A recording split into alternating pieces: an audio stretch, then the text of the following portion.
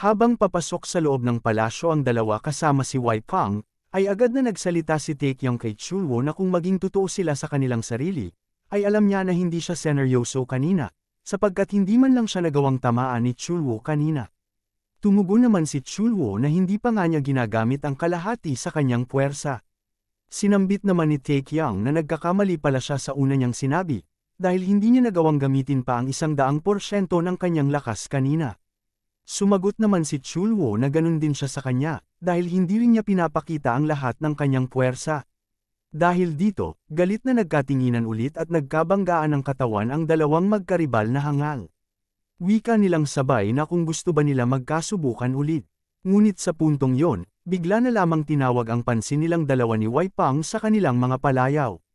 Dito ay nagagalit at naglabas ng nakakatakot na aura si Wei Pang, habang sinasabihan silang dalawa na maglakad sila ng tahimik at matiwasay sa daan.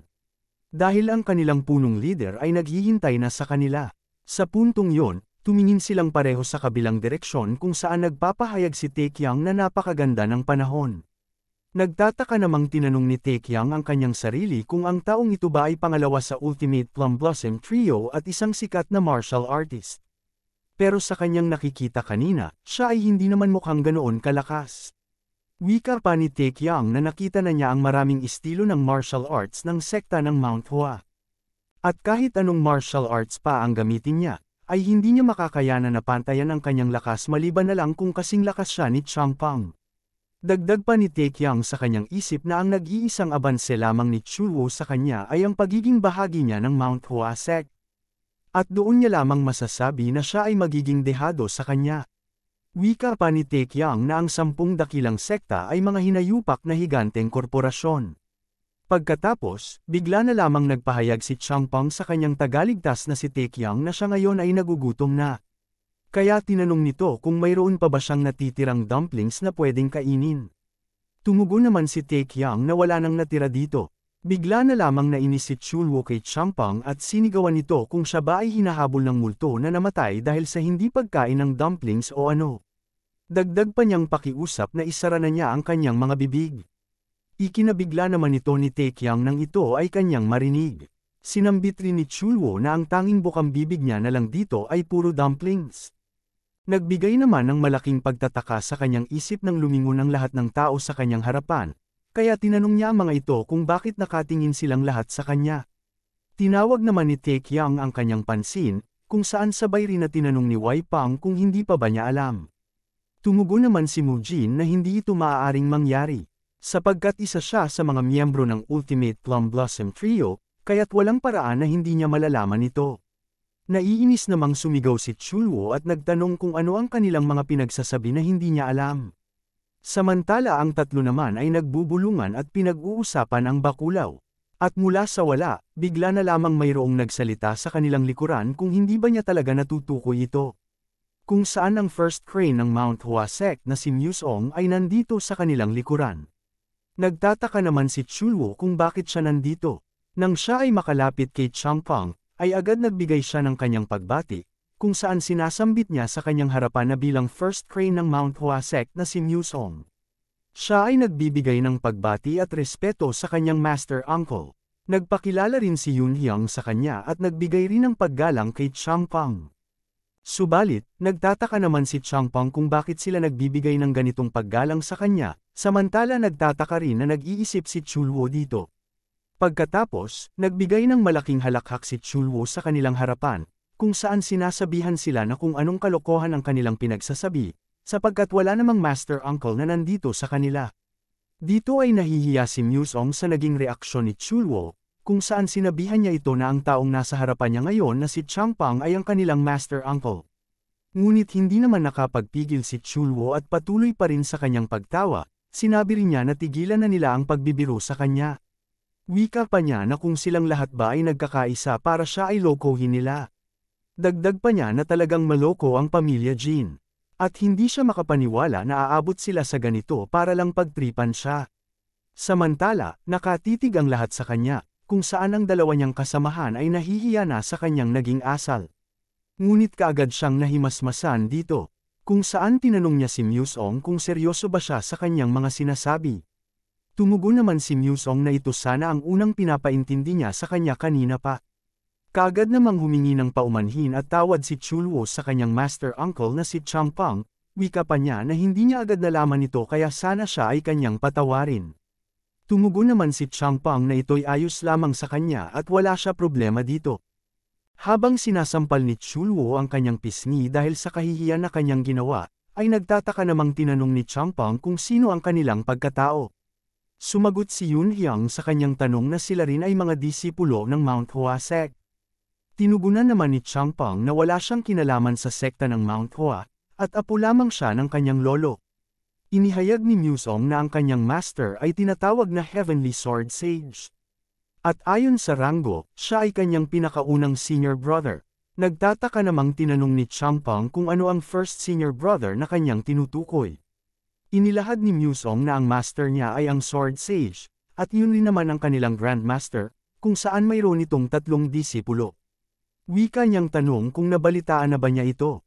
Hindi naman sigurado dito si Champang, pero parang narinig na niya ang tungkol sa kanila mula sa kanyang lolo. Ipinaalala naman ni Musong sa kanya noong nakaraang 10 taon, 2 sa kanila ay tumungo para hanapin ang Sword Sage. Naalala naman ni Champang ito bilang nakakatakot na lolo, kaya tinanong niya si Musong kung yun ba ang kanyang first senior brother. Tumugon naman si Champang na naiintindihan na niya.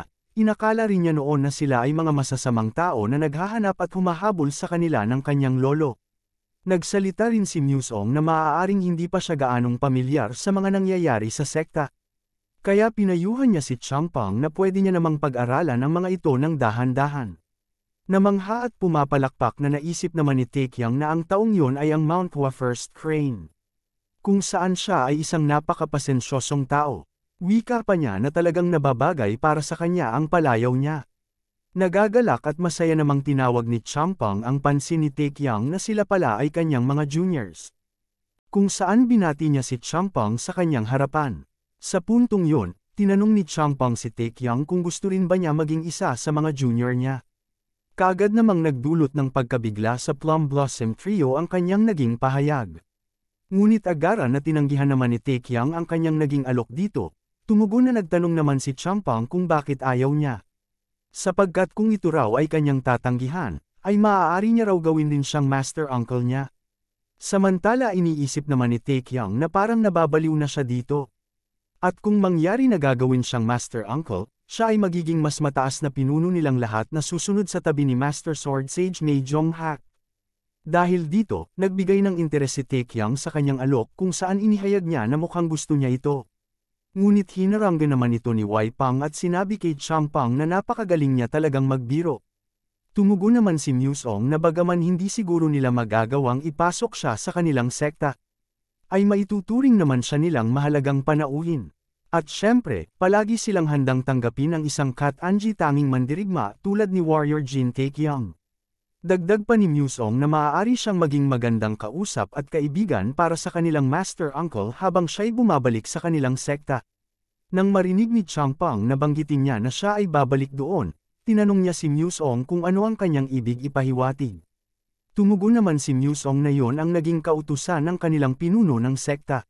Nakikiusap rin siya kay Champang na bumalik na siya sa kanilang sekta. Samantala, nagpapawis at tila hindi pa gusto ni Champang na bumalik siya sa sekta ng Mount Hoa. Sa kabila ng lahat, hindi makapaniwala sina Chulwo at Yun Hyang na tinanggihan ni Champang ang utos ng kanilang master. Kaya tinanong nila si Musong kung ano na ang kanilang gagawin. Tumugon naman si Musong na hindi rin niya alam sa ngayon, at hindi niya akalain na tatanggi siya ng ganito katigas. Nagsalita naman si Chulwo na karaniwan sa mga ganito ay pinaparusahan para sa pagsuway sa mga utos ng pinuno ng sekta. Ngunit sa antas na ito, ay mas nararapat raw na ang Internal Disciplinary Agency ang tumingin dito. Sumagot naman si Musong nang may paalala sa kanya na para sa isang tulad ni Champang na kanilang master uncle, ay wala siyang pinagkaiba sa isang tagalabas, kaya hindi siya sanay sa mga patakaran ng kanilang sekta. Dahil hindi kailanman nagdaos ang kanilang grandmaster ng seremonya noong pumasok si Champang sa kanilang sekta. Sapagkat nauna niyang tinuruan muna ang kanilang master uncle sa pagsasanay. Ngunit dahil dito, kailangan nila siyang maibalik sa kanilang sekta kahit anong mangyari. Sinabi rin niya na ang pagpapahintulot sa isang tao na nakapag-aral ng mga pinakamataas na teknik ng Mount Huasek kahit pa man hindi siya disipulo, at hayaan na magpagala-gala sa Miriam ay masyadong mapanganib para sa kanilang master uncle at sa sekta nila. Dahil dito, tinanong ni Yunhyang kung paano kaya nila maibabalik si Champang. Nagmungkahi si Chulwo kung dapat ba nila gamitan ng puwersa para siya ay madala nila pabalik. Nadismaya naman si Museong sa mga nangyari kanina, kung saan habang abala sila na naglalakad, ay bigla na lamang tumakas ng mabilis si Changpang papunta kay Taekyang. Dito ay mabilis niyang niyakap si Taekyang mula sa kanyang likod at nagsasabi na gusto niyang manatili sa kanyang tagapagligtas na si Taekyang. Dahil sa pangyayari na yon, napagtanto ni Museong na dapat nila munang dalhin sa kanilang panig ang sleeping dragon ng Shanxi. Sa susunod na pangyayari, ay galit at may pagkamuhi na tinatanong ni Wei Pang si Taekyang kung ano ang kanyang pinaggagawa. Tumugon naman si Taekyang kung ano ang kanyang ibig sabihin. Kasabay nito, abala naman si Changpang sa pagkain ng maraming dumplings, kung saan itinuro ni Wei Pang si Changpang at sinabi kay Taekyang na siya ang kanyang tinutukoy. Sumagot naman si Taekyang na wala naman siyang ginagawang masama at kinalaman sa nangyari. Galit na inihayag ni Wei Pang na sumuwi si Changpang sa utos ng pinuno ng Mount Huasek. Dahil sinasabi niya na gusto niyang maglakbay kasama siya. Pinaalalahanan rin ni Wei Pang ang bida na kung may mangyaring masama, maaaring maapektuhan ang relasyon ng kanilang pamilya sa Mount Huasek. Tumugon naman si Taekyang na ano ang magagawa niya kung ayaw niyang sumama sa kanilang sekta. Wika pa niya na kung talagang nag-aalala siya, ay susubukan niya na lang kausapin si Changpang ukol dito. Dito ay pumutok na sa galit si Wei Pang sa kanya at tinawag ang kanilang pinuno na si Wei Qiang na kung maaari na magsalita naman siya dito ngayon. Dahil tila parang binabaliwala lang nila ang kanyang mga sinasabi dito. Sa puntong yon, hinampas ni Wei Qiang ang mesa, kung saan tinatawag niya ang pansin ni Taekyang. Wika pang sumbong ni Wei Pang sa kanya na kung nakikita ba niya ang asal ni Taekyang sa tuwing nakikipag-usap sa kanya. Sumagot naman si Taekyang na siya ay nakikipagbiruan lamang dito. Nang lumalapit na si Wei Qiang at nagbibigay ng nakakatakot na pagmumukha, ay agara na sinabi ni Taekyang na ito ay kanyang pananagutan upang hindi makaapekto ito ng masama sa kanilang pamilya. Ngunit sa kanyang pagkagulat, ay bigla na lamang hinawakan ni Wei Qiang ang kanyang pisngi, kung saan sinasambit nito sa kanyang bunsong kapatid na ang payat-payat na niya ngayon mula nang hindi sila magkita. Kaya tinanong nito si Taekyang kung naging mahirap ba ang kanyang pagbabalik dahil nababalisa siya para sa kanya. Dahil dito, sinabi ni Wei Pang na nakakabaliw na talaga ang mga ganitong pangyayari. Galit na tumugon naman si Wei Pang at pinaalala kay Wei Qiang ang kanyang pangako na bibigyan niya ng magandang sermon si Taekyang sa pagbalik niya. Kaagad namang nagpalit ng seryosong mukha si Wei Qiang at sinabi kay Wei Pang na sinusuri niya lamang si Taekyang kung kamusta na siya. Kaya tinawag niya ulit si Taekyang sa isang seryosong boses, kung saan napatingin rin ang bida sa kanyang kapatid. Subalit nagbago ulit ang kanyang aura at nagbigay ng maamong mukha kay Taekyang. At nagtatanong kung ito ba ang espada na kanyang daladala sa pagbiyahe. Kaya siya ay nagmungkahi na ito'y buksan para tingnan nila. Kasabay nito, sumigaw si Wei Pang na sumusuko na siya sa kanilang mga pag-uugali. Nang binuksan ni Wei Qiang ang dalang espada ni Taekyang, siya ay namamangha ng labis sa kanyang sandata na dala. Ngunit sa kanyang hindi inaasahan na pangyayari, ay bigla na lamang inagaw ni Wei Pang ang kanyang hawak na sandata, na agad namang ikinabigla ni Wei Qiang. Dito ay naghihimutok ng galit at sinisisi ni Wei Pang ang sandata na ito. At sinabi niya na ang dahilan kung bakit nahuli ang ikatlong batang master sa salo-salo at nangyari ang buong insidente kay Warrior Champang ay walang iba kundi dahil sa espada na ito, kung saan tinatang kanyang ihampas sa sahig at sirain ang espada na dala ni Taekyang. Ngunit bago pa man sirain ito ni Wei Pang, ay agad nagsalita si Taekyang na ang espadang ito ay pag-aari ng Fire King. Sa puntong yon, ikinabigla nilang dalawa ang biglaan na paghayag ni Taekyang kung saan nababalot ng mga katanungan ang kanilang pag-iisip dalawa ni Wei Qiang. Nagtataka namang tinanong ni Wei Qiang kung totoo ba na galing ito sa Fire King, wika pa niyang tanong kung hindi ba niya gawa-gawa ang kwentong ito. Nagtanong naman si Wei Pang kay Taekyang kung anong kalokohan naman ang kanyang pinagsasabi sa mundong ito. Habang kinukuha ni Taekyang ang aklat ng Divine Palm of Fire sa kanyang inventaryo, ay agad niyang inihayag sa kanila na ang espadang yon ay ipinagkatiwala ng Fire King sa kanya.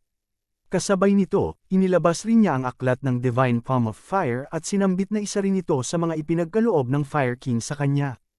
Ibinanggit rin niya na siya ay sigurado na alam rin ni Wei Qiang ito. Sumagot naman si Wei Qiang na hindi niya alam na may ipinagkatiwala siyang iba pang bagay sa kanya maliban sa aklat na kanyang hinahawakan. Tumugon naman si Tae Qiang na inakala niyang alam na rin niya ito, kaya wika niyang tanong kung hindi ba ito sinabi ni Wei Pang sa kanya. Inihayag naman ni Wei Qiang na hindi naman sa ganon na hindi siya nagsabi sa kanya. Dahil si Wei Pang ang nag-ayos ng araw para makipag-usap siya sa kanya tungkol dito. Pero lumipat ang kanyang pansin kay Wei Pang nang makita niyang nanginginig ang kanyang katawan at hindi gumagalaw sa parehong posisyon niya kanina pa. Kung saan bumibigkas si Wei Pang na hindi niya makakayanan na gumawa ng kalokohan sa Fire King. Kasabay nito, nababahala na inihayag ni Wei Qiang na ang posisyon ng kanyang braso ay kakaiba. Tumugon naman si Tae Qiang kung mayroon bang manggagamot sa labas ng bahay, upang papuntahin kaagad dito ngayon din. Samantala si Wei Qiang ay nag-aalala para sa katinoan ni Wei Pang. Ilang sandali, sabay na umalis sina Tae Qiang at Xiang Pang sa labas ng bahay ni Wei Qiang. Kung saan pinagmamasdan niya mula sa kanyang silid ang dalawang yon. Ilang saglit, narinig niya na nagsasalita si Wei Pang na pagkatapos raw ng kalokohang ginawa ni Tae Qiang, ay ngayon sinusubukan niyang mapuksa ang kanilang pamilya. Wika niyang tanong na kung pinagtitripan ba niya ang Fire King. Sumagot naman si Wei Qiang na wala na silang magagawa pa, dahil nangyari na ang bagay na ito. Kaya iminungkahi niya kay Wei Pang na dapat nilang gawing pagkakataon ang krisis na ito.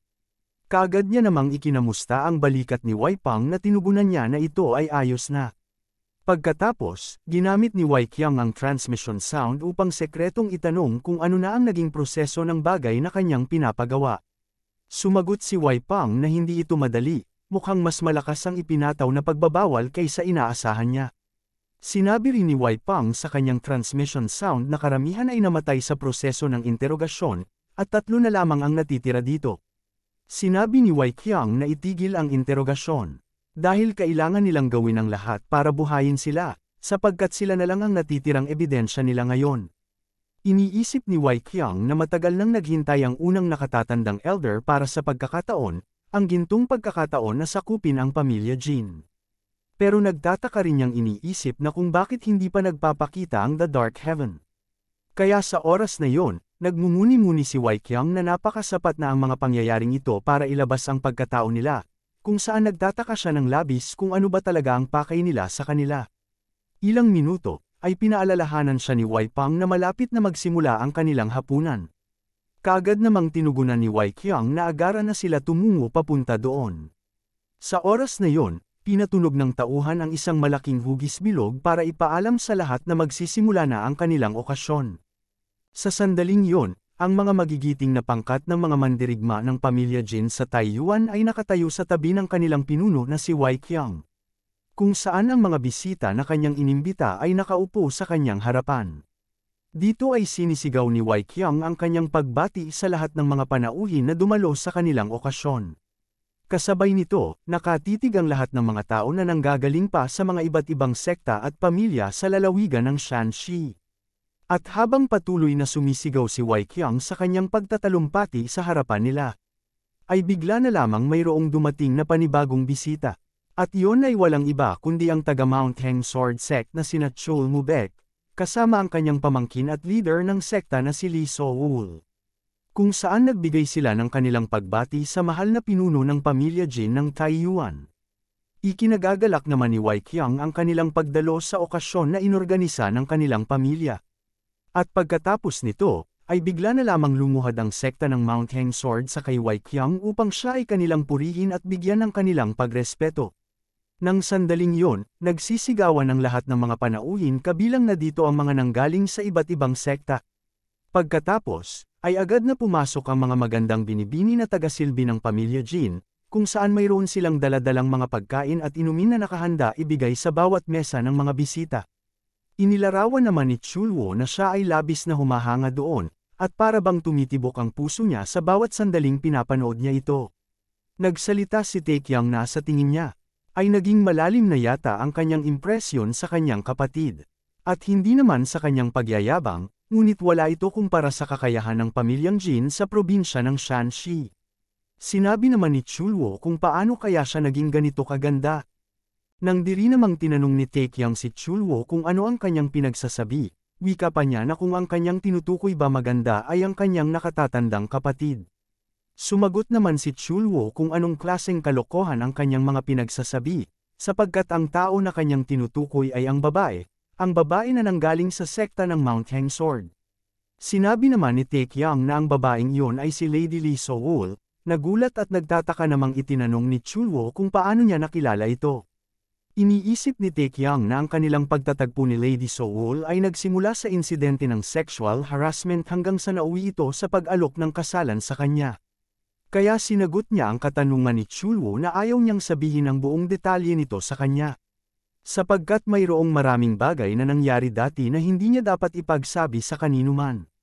Tinutukso siya ni Taekyang kung siya ba'y may gusto o interes sa babaeng leader ng Mount Hangsword. Galit namang tumugon si Chulwo na ang kanyang dinaramdam ay hindi isang pagka-interes o simpleng gusto lamang. Dito ay kinukutya siya ni Taekyang na ang kanyang puso ay tumitibok ng mabilis. Kung saan sa oras na yon ay inihayag ni Chulwo na ang kanyang nararamdaman ay isang tunay na pag-ibig sa kanya. Nang ito ay marinig ni Taekyang, siya ay tumawa ng labis sa kanya, habang ang kanyang ibinubuhos na alak ay umaapaw sa tasa dahil sa pagkabigla. Inihayag ni Chulwo na ito ay kanyang nararamdaman simula noong unang pagkakataon na nakita niya si Lee So-wol. Wika pa niya na ang puso niya na hindi kailanman tumibok ay biglang nagsimulang kumilos. Tumugon naman si Taekyang nang may pagkaawa na sagot, na siya pala ay naging isang single at mayroong patay na damdamin sa loob ng halos 25 taon na kanyang pamumuhay sa mundo. Sumang-ayon naman si Chulwo sa kanya, at tila ba'y patay na patay siya ngayon sa babaeng iyon. Nagsalita naman si Taekyang kung maaari bang mamatay na lang siya ngayon at tutuhanin na lang ito. Inihayag naman ni Chulwo sa kanya na simula ngayon, ay hindi na siya mabubuhay o mamamatay nang wala ang pahintulot ng babaeng si Lee So-wol. Bamulong naman si Yoon-hyung kay Myusong na mayroon din siyang sinabi na ganito noong nakaraang taon. Sumagot naman si Myusong na ito'y totoo. At sinabi niya rin daw ang bagay na iyon nang may nakita siyang panlabas na disipulo na pansamantalang bumisita sa kanilang pangunahing sekta. At habang abala silang lahat na tinatawanan si Chulwo at tinutukso sa kanyang mga aksyon, ay bigla na lamang lumapit si Lady So-wol sa kanilang harapan at tinawag ang pansin ni Taekyang. Dito ay binigyan niya ng isang magandang pagbati si Taekyang at nakangiti sa kanya, habang sinasambit niya na nagkita rin sila ulit sa ikalawang pagkakataon. Wika pa niyang tanong kung kamusta na si Taekyang. Dito ay lumingon si Taekyang nang may pagkagulat na mukha, kung saan si Chulwo ay labis na nabibighani sa batang babae na si Lady So-wol.